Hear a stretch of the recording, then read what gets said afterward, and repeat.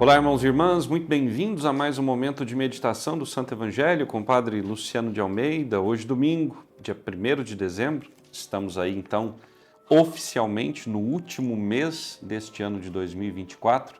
2025 já está às portas e hoje também nós iniciamos o tempo do Advento, o tempo de preparação para as festividades do Natal. E eu quero te convidar a iniciar comigo esse momento invocando a presença de Deus entre nós.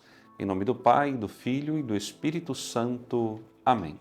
E agora, eu quero te convidar a tomar em mãos a palavra que está no Evangelho de Lucas, capítulo 21, versículos de 25 a 28 e de 34 a 36.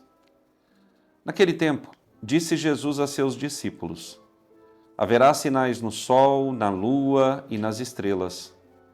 Na terra as nações ficarão angustiadas com o pavor do barulho do mar e das ondas. Os homens vão desmaiar de medo, só em pensar no que vai acontecer ao mundo, porque as forças do céu serão abaladas. Então, eles verão o Filho do Homem vindo numa nuvem com grande poder e glória. Quando estas coisas começarem a acontecer, levantai-vos e erguei a cabeça, porque a vossa libertação está próxima. Tomai cuidado para que vossos corações não fiquem insensíveis por causa da gula, da embriaguez e das preocupações da vida. E esse dia não caia de repente sobre vós, pois esse dia cairá como uma armadilha sobre todos os habitantes de toda a terra.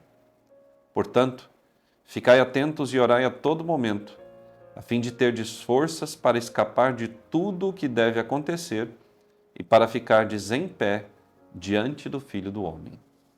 Palavra da salvação, glória a vós, Senhor. Meus caríssimos, nós estamos celebrando então o início de um novo ano litúrgico. Estamos nos preparando para as festividades do Natal. E o tempo do Advento, ele tem uma dupla alegria. Uma alegria piedosa, uma espera alegre. A primeira alegria do tempo do Advento é que nós celebramos o Natal de Jesus, ou seja, a sua primeira vinda.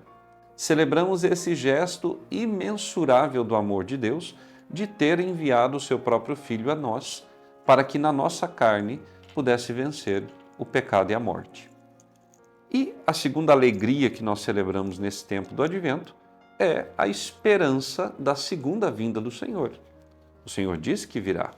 Nós ouvimos isso agora no Evangelho, no capítulo 21 de Lucas. O Senhor diz que toda a terra verá o Filho do Homem, ou seja, Ele, Jesus, Rei glorioso, voltando sobre uma nuvem, ou seja, virá do céu. E para quê? Para julgar o céu e a terra, para concluir toda a restauração da obra de Deus. Agora, prestemos atenção numa coisa. Na primeira vinda do Senhor, nós sempre tivemos homens atentos aos sinais dos tempos, estudiosos, gente que lia as profecias, gente que observava os céus, gente que tinha os olhos postos também na natureza, no comportamento de toda a obra criada por Deus. Os mesmos sinais que aqueles homens observavam, Jesus nos coloca que, de modo semelhante, vão acontecer também na sua segunda vinda. Quando nós nos recordamos da festividade do Natal, nós sabemos que, ao celebrarmos a Epifania, ali no dia 6 de janeiro, nós vamos ver Jesus que recebe a visita de reis do Oriente. Estes reis eram estudiosos, que observavam os sinais, olhavam para as estrelas, liam as profecias e estavam atentos ao grande sinal que Deus daria de que o Messias chegaria para salvar a humanidade. E quando viram brilhar a estrela, foram imediatamente para a Judéia, foram até Belém. Os sinais da segunda vinda de Cristo já estão presentes no mundo? Eu creio que sim. Mas as pessoas, e sobretudo aqueles que deveriam interpretar os sinais, estão atentos àquilo que Deus vem mostrando pela natureza, pelo comportamento dos homens e mulheres, pela vida de um modo geral? Eu creio que não. Porque do mesmo modo como aqueles homens foram chamados de loucos, quando estavam estudando os céus, estudando as profecias e aguardando o sinal que Deus daria, do mesmo modo, nos tempos de hoje, quem se atreve a falar em fim dos tempos, em sinais da natureza, é taxado de louco. Ora, no Evangelho de São Lucas, por 2 vezes o Senhor nos pede que estejamos de cabeça erguida e de pé quando Ele chegar. Quando alguém que tem a sua vida limpa, reta, honesta, tem a sua vida colocada na presença de Deus, vai se apresentar ao Senhor, não se apresenta cabisbaixo. Apresenta-se sempre altivo, mesmo sabendo da sua miséria interior, mesmo recordando da sua fraqueza, mas está sempre de cabeça erguida. E por quê? Porque triunfa sobre a sua vida a graça de Deus e não as mazelas do pecado. Não a morte espiritual que Satanás coloca na nossa vida por meio dos nossos pecados. Aquele que se coloca de pé diante de Deus, de cabeça erguida, não é melhor que os demais, continua sendo um pecador, mas ele se esforça, porque ele quer estar preparado para a segunda vinda do seu Senhor. Eu e você, é a primeira pergunta que nós precisamos nos fazer nessa meditação. Nós cremos, conforme nos relata o profeta Jeremias na primeira leitura, que a justiça de Deus virá, que a justiça de Deus será realizada em nós, que o povo de Jerusalém, ou seja, que o povo cristão, o povo da igreja, a nova Jerusalém, o novo povo de Deus, vai estar confiante, alegre e fortalecido com a notícia da chegada do seu rei, do retorno do seu rei. Porque, caríssimos, se nós não cremos na segunda vinda de Cristo, a nossa fé é uma fé vã. Nós nos amedrontaremos diante de qualquer dificuldade, nós fraquejaremos na nossa fé, nós não manteremos a perseverança nas nossas boas obras, porque se o Senhor não vem, por que ser bom? Por que realizar boas obras? Por que fazer penitência? Por que rezar? Mas o Senhor vem e vai chegar, como disse o próprio Jesus no Evangelho, num dia em que nós não estejamos esperando. Outro fato interessante que Jesus coloca nesse Evangelho é sobre os sinais que vão acontecer no céu e na terra. Diz Jesus que os homens na terra ficarão angustiados apenas com o barulho das ondas do mar. Certamente, um evento climático, alguma coisa na natureza, vai sacudir de modo muito traiçoeiro e forte os alicerces da terra. Porque se o mundo todo vai temer, será algo grande. Será algo que manifestará a ira de Deus. Mas não a ira que destrói tudo, mas a ira que virá para renovar a criação e aqueles a quem o Senhor chamou para si. É certo, caríssimos, que nem todos os homens e mulheres que habitam sobre a face da terra vão se convencer de que esses sinais, que eu acredito já estejam acontecendo, são obra de Deus. A maioria vai colocar a culpa nas mudanças climáticas, na interferência do homem na natureza, no abuso de poder do homem acerca dos recursos naturais. Existem esses abusos? Existe essa má conservação? Evidente que existe.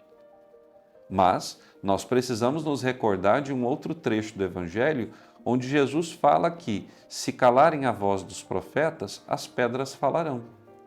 Quando nós olhamos a grande maioria dos cristãos hoje, homens e mulheres, sejam eles clérigos, religiosos, religiosas ou fiéis leigos, a grande maioria do povo cristão hoje se cala diante da verdade do Evangelho.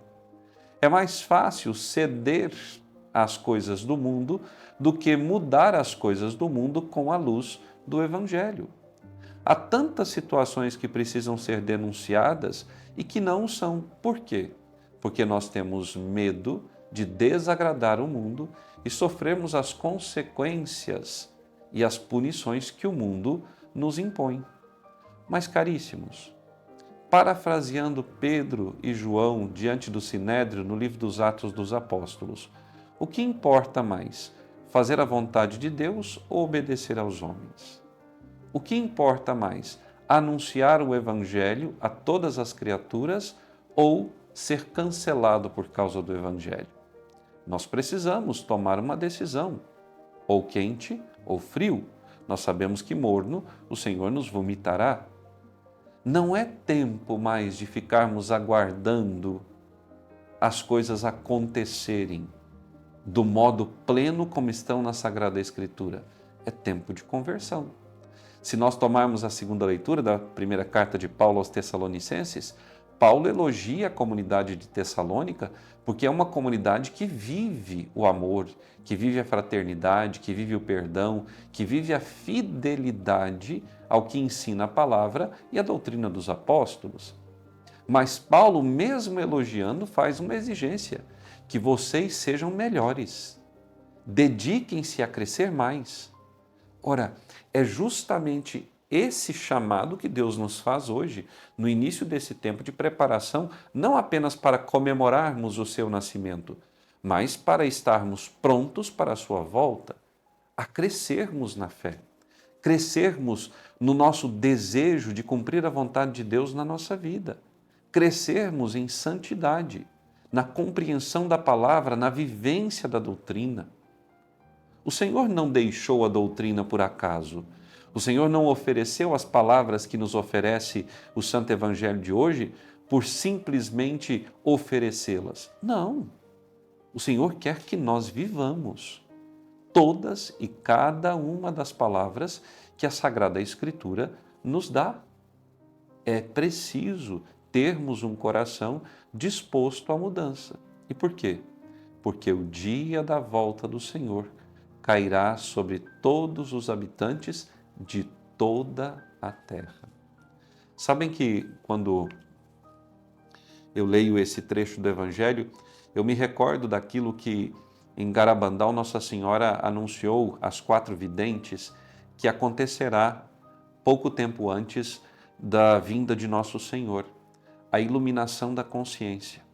Segundo Nossa Senhora mostrou às meninas, haverá um fenômeno espiritual, sobrenatural, que vai tomar todos os homens de todos os lugares na face da terra. Todos, como se o tempo parasse naquele instante, verão cada um a sua alma e a sua consciência como Deus as vê. Para que, vendo seus pecados e vendo a dor do coração de Deus, os homens busquem a conversão. Mas eu posso lhes garantir, ainda assim, aqueles que estão preocupados com as coisas do mundo, aqueles que estão presos pela gula, pela embriaguez, pelas preocupações da vida, como diz Jesus no Evangelho, vão dizer que isso foi um fenômeno natural, uma histeria coletiva. É assim que serão tratados e já estão sendo tratados os sinais de Deus. Ora, caríssimos, o que foi a pandemia? O que foi aquele momento dificílimo, se não um aviso do Senhor de que nós não podemos fazer o que queremos, quando queremos e do modo como queremos? Há leis, há regras implícitas na natureza e deixadas a nós pelo próprio Senhor. E nós precisamos estar atentos a essas regras. Mas, como eu dizia, a grande maioria dos homens será pega de surpresa e não levará a sério o chamado do Senhor. Se os profetas não anunciam, se os cristãos não dão testemunho, a natureza dará. Se os cristãos não creem na segunda vinda, haverá um tempo de muito sofrimento e dor, porque o Senhor virá. Eu e você estamos preparados para a vinda do Senhor? Se ainda não plenamente, mas estamos buscando crescer na santidade, como nos lembra Paulo na segunda leitura, para que quando o Senhor vier, Ele nos encontre de pé, de cabeça erguida, para nos levar com Ele para Jerusalém celeste? No Salmo, O salmista reza: Senhor, a vós elevo a minha alma. É a Deus a quem eu estou elevando a minha alma? É em Deus que eu estou colocando a minha esperança? Para Deus está arrumando a minha vida? Hoje, como eu dizia, nós iniciamos esse novo ano litúrgico, o tempo do Advento. Eu sempre gosto de pensar naquela fala de Santo Agostinho acerca da preparação interior para a chegada de Jesus.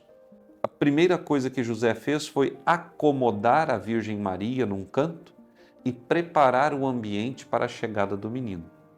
José viu um coxo, viu palhas, José tinha um manto, José tinha a bolsa onde estavam preparadas as roupas para o menino Jesus. E o que José fez primeiro? Pegou a manjedoura. Viu nela um possível berço para Jesus. Hoje, nós iniciamos a primeira semana do Advento e é a semana de prepararmos a manjedoura. Que manjedoura? A manjedoura do nosso coração. Essa primeira semana do tempo do Advento é o tempo do exame de consciência, de começarmos a organizar as coisas dentro do coração para a limpeza profunda que o Senhor fará nele pela confissão sacramental. Nessa primeira semana eu quero te convidar a deixar a manjedoura do seu coração limpa. Para quê? Para receber depois as palhas, o manto e, por fim, o menino Jesus. Vamos pedir a bênção de Deus? O Senhor esteja convosco. Por intercessão da bem-aventurada Virgem Maria, de São José, seu esposo, e São Miguel Arcanjo, desce e permaneça sobre vós a bênção de Deus Todo-Poderoso, Pai, Filho e Espírito Santo. Amém. Até amanhã.